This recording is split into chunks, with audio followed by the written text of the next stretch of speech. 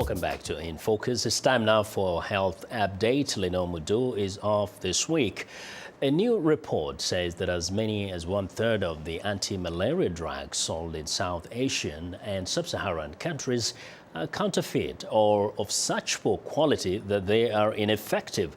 Experts say this not only jeopardizes the progress made against malaria in the past decade, but also speeds up the emergence of drug resistance in the malaria parasite.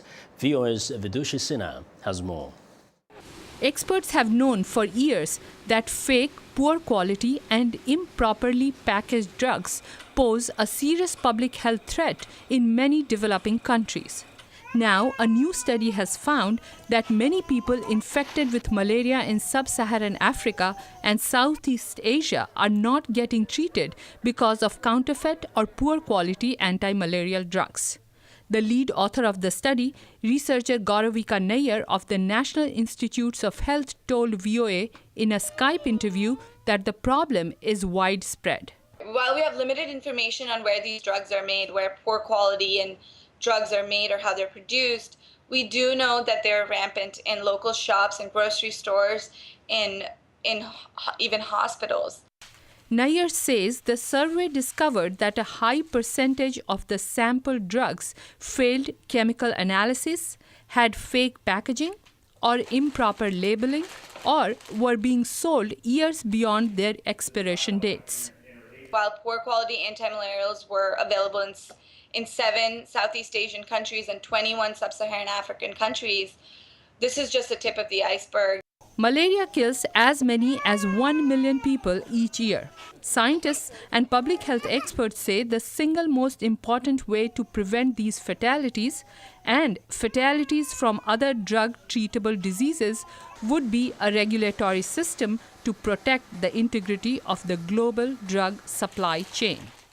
The United States Pharmacopeal Convention, or USP, is a non-profit standard-setting organization that works to ensure the quality of medicines and food ingredients.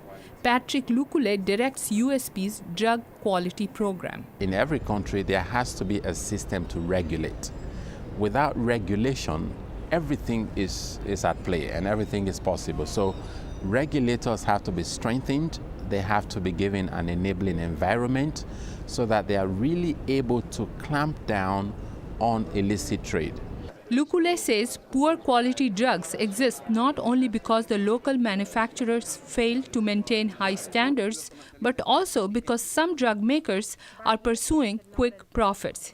He says in either case, these unreliable drugs are a menace to global health efforts. I believe that this has really led to the prolongation of neglected diseases in developing countries, whether it's malaria, TB, or HIV/AIDS, and the problem seems to be growing every day. Experts insist that drug makers found to have poor quality control practices should be prosecuted. And standard-setting groups such as USP recommend clearer guidelines for regulators and better technologies for detecting poor drugs and flushing them quickly out of the market. Vidushi Sinha, VOA News, Washington.